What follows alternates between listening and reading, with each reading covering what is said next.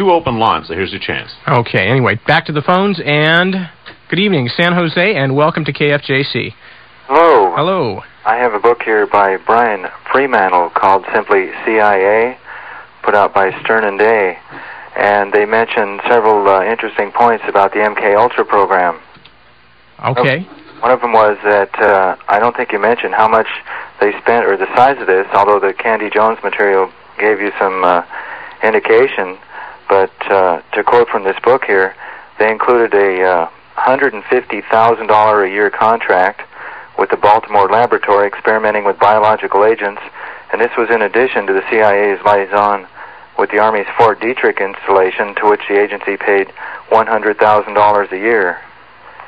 And John Marks, that wrote Search for the Manchurian Candidate, estimated the whole MK-ULTRA program cost $10 million. Indeed, and John Marks also wrote another book, too, besides the Search for the Manchurian Candidate, that also was about mind control, that the title of which skips my mind right now, but it'll come back to me. John Marks also was the person who collaborated with Victor Marchetti. If I got the name right? Why is my brain seizing up on me tonight? John Marks did cooperate with Victor Marchetti on CIA and occult and intelligence. In fact, there you go. Marks was added to, at the insistence of the CIA, Marks was added to the authors of that book. Indeed. Yeah, we mentioned in the first series of these two broadcasts that we were reading from a book like Were We Controlled by Lincoln Lawrence, and he cites several instances there of talking about the vast amounts of money that were being handed out at that time to people like Dr. Jose Delgado, among others, and just several programs, some of them perhaps even outside the mantle of MK-ULTRA, that were in different universities and medical facilities that were receiving money from the CIA. So the 10 million figure may even be a bit conservative. Right. Also, it says here in the book, between 1955 and 58, and that's a few years before the Haight-Ashbury was popular, the Army tested LSD on 1,000 volunteer U.S. servicemen at Fort Bragg in the Army's chemical warfare labs at Edgewood. And to satisfied with what they regarded as a lab test phase, the Army extended to Europe, and they did some experimenting over in Europe. And I saw in a Rolling Stone article a couple of years ago, they think Lee Harvey Oswald may have been given some LSD when he was overseas. Huh. Now, I hadn't heard that. This was in Rolling Stone? Yes. Huh. No, I'm interested. Do you know when that was approximately? I'd like to see that. I don't know. I think it was in January of 1983. I'm not sure. I think it was in early 83. I could be wrong about that. Okay. I think it was February 83. And they say the incident where he shot off into the bushes or somewhere, nobody ever saw anyone around, but he shot off his weapon. They think maybe that was a flashback or something.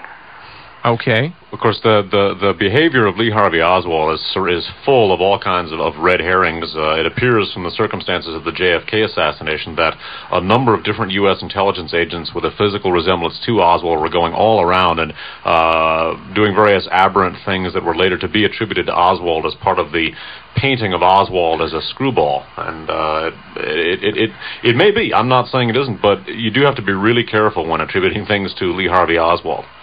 Indeed. You can write anything you want. Right. Just about, and probably find something to back it up, yes. Right. One last point from this book. It said that in 1975, the CIA was buying 100 grams a week from Sandoz Laboratories of LSD.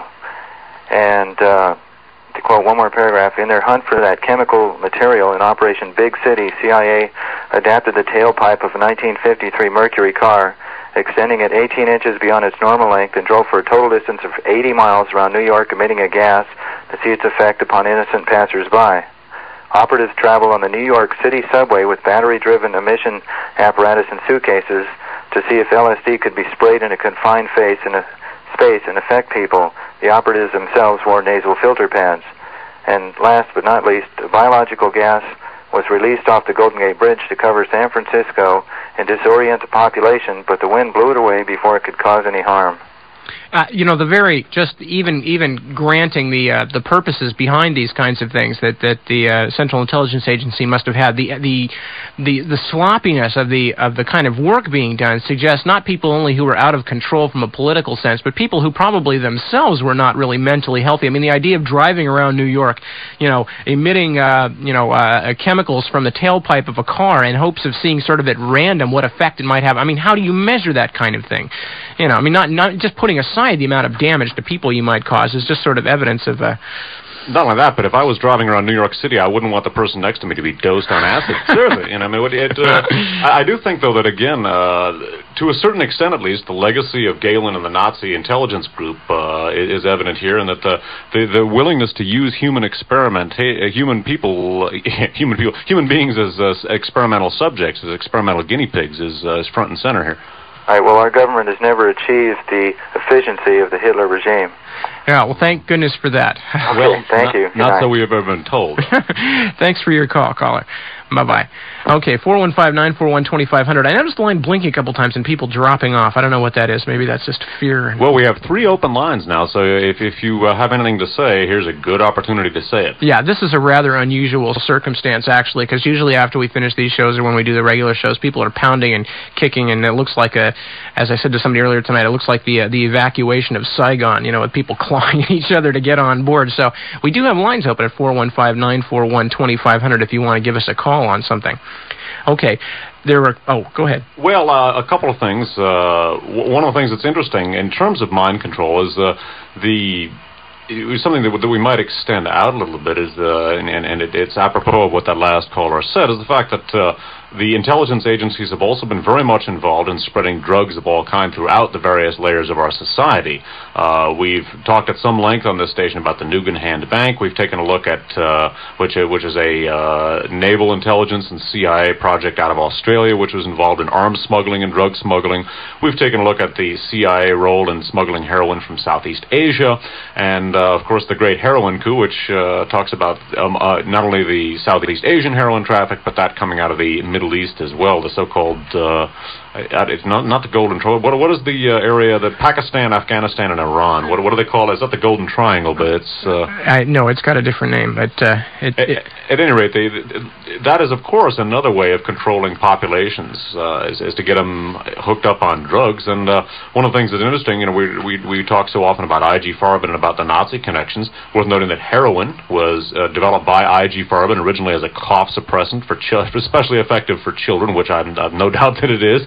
And they also developed methadone, which was initially a synthetic narcotic to be used during World War II and was called Dolophine in honor of Adolf Hitler. And of course it was Albert Hoffman working for, I believe it was Sandoz at the time, or maybe Hoffman LaRoche, I'm not sure. At any rate, the initial discovery of LSD was done by a company that was under contract to I.G. Farben. So, and of course the Phillip family, the woman who married Lawrence Layton, their family is connected to I.G. So the long tentacles of I.G. figure in here as well. Indeed, it do go on. Okay, we still have one line left open at 415-941-2500. Give us a call. Let us know what's on your mind. Good evening, Los Gatos, and welcome to Radio Free America. Good evening. How are you folks? Just fine. Hey, what do you think of Cota, or Cato, whatever the fellow's name was that had the jail in his house in San Jose?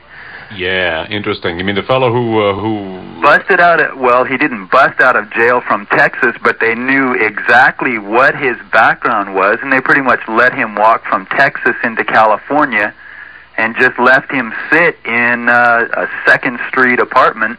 Okay, now this is for the listeners who are not familiar. Now, correct me if I'm wrong, but I believe that this was the gentleman who was pulled over with the body of a young woman in the back of his van and shot himself, allegedly in front of these police officers. Said, "I'm not worth it," and put a gun to his head and bang, bang. Yeah, or his chest, I think it was. Oh, well. Yeah, well, again, it's one has to be very careful, of course, not to get too deeply into the aura of conspiracy because of the fact that, yeah, so many of these things are so strange. And, again, especially when you're talking about these mind control things, because the information is so tenuous. What is conspiracy, what is not, what is real, what is not. Certainly, as you said, there's certainly some law enforcement questions, if nothing else, that have to be asked about a man who can do those things and be under some kind of very loose surveillance, I gather, right? Correct.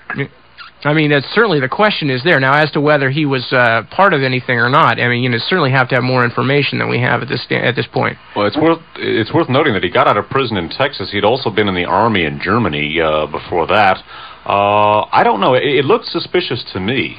You know, now, again, as long as we're conspiracy mongering, right, and admitting the fact that this is pure and simple conspiracy mongering, and this is not based on the kind of hard evidence we were using earlier in the show. In other words, what we're doing now, we want to distinguish between the documentation we presented. This is pure speculation. So, I agree. I agree. Well, let me throw something else out that kind of struck me recently. Now, there was another case that just happened with, and again, this case has not come to court yet, so we have to be legally fair about this. There are allegations that this man had kept a woman as a quote-unquote sex slave for 7 years. In Reading. Right, I'm sure you read about that. Yep. Now, again, these are only allegations at this point. The man has not been tried. He's innocent until proven guilty. However, one of the allegations that the woman made was that the man had told her that there was a kidnapping ring that was operating, that was responsible for kidnapping women, selling them off for things, doing this, that, and the other thing.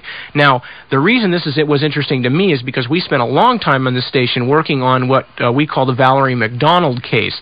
The Valerie McDonald case was a case that of a woman who disappeared in San Francisco under very mysterious circumstances, whose family's private investigators said that they believed, because of the connections that the kidnappers had, that this was some kind of an intelligence drug running and gun smuggling case. And apparently, it seemed as though these people were not only involved in gun running and drug smuggling, but were also running some kind of a kidnapping ring, and Valerie McDonald's body or live person was never found. And the people involved in the case, especially this one man named Philip Thompson, kept walking in and out of jail about every 5 days. They'd bring him in, and somebody would slip the judge a fake memo, and he'd get released, and they'd bring him in again, and all kinds of strange things. Interesting to note that Donald DeFries, the Cinque of the Symbionese Liberation Army, also had a remarkably easy time walking out of prisons. Yeah, so again, just purely on the grounds of it's not based on anything except just, again, sheer coincidence in this case, and not like the other stuff we put together that we have documentation for. One thing I will, excuse me, caller, but one thing I will toss out, and again, this is totally speculative, right at the beginning of this year, right at the very beginning of 1984, an interesting article appeared in the news and was brought up on One Step Beyond a couple of times, and that concerned the death of a guy named Dr. Merlino Cremata, last name Cremata. Now, he was a psychotherapist who was practicing in the Bay Area, in the South Bay here in San Jose, specifically affiliated with the Latino community. And he was formerly the chief psychiatrist for Batista's army in Cuba. And, of course, the Batista people then fled to the United States, opposed Castro, and became very closely affiliated with CIA. Cremata was involved with the Bay of Pigs invasion and later escaped. And he was a practicing psychotherapist in the Bay Area who had documented intelligence connections. Interestingly enough, he was also a devotee of Carl Jung. And for all of Jung's many achievements, Jung himself was not only the co-editor of the Nazi Psychiatric Quarterly, co-edited with Matthias Goering, the cousin of Hermann Goering, but Jung was also very close to the Dulles brothers, both Alan and John Foster Dulles. Alan, of course, CIA director, John Foster, Secretary of State under Eisenhower, during much of the time that Alan was CIA director. What you make of that, I don't know. But when I saw him die of an apparent heart attack, I just wondered, and I'm still wondering, whether we were going to be hit here in the South Bay with a lot of these people who just snap and start firing off of a building into crowds. No, seriously, it occurred to me we might be seeing a lot of lone nuts here in the Bay Area, and people may wonder, well, why would they do that? It serves as just these random murders, whether or not they're being caused by somebody, but they certainly serve to shore up the law and order advocates in the society, people who advocate broader police powers and a consequent erosion of civil liberties, plus the fact that that's the sort of thing gets people very, very upset and pushes them that much closer to the brink. And if what you want is fascism, if you want to get people to just break out in a sort of king hell rage, then that's one way of building up the internal pressure cooker. That's true. One last thing before I let you folks get on. That fellow in Reading, right? Did you read or hear about the hypnotism and the mind control that he was using? That he actually had articles of hypnosis and he used it to control his victim in the box? Well, again, allegations, but That's yeah, true. I have heard the allegations that were made by the woman that indeed there was some type of hypnosis and stuff like that going on, which was one of the reasons that I found it interesting. And of course, the Patty Hearst syndrome has been suggested in connection with that case. Right. Well, have a good evening, gentlemen. Okay. Thank you. We sure will. Thank you. Bye. Bye-bye. Okay, 415-941-2500 with a line open. 2 lines open. 2 lines open, son of a gun. Good evening, Campbell, and welcome to KFJC.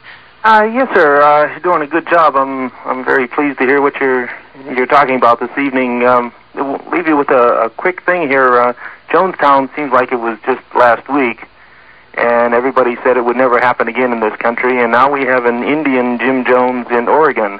Yes, the Rajneeshis. Right, that's pretty scary. Could you talk about that for a few minutes, and I'll listen on my radio? Okay. Okay, Thank you much.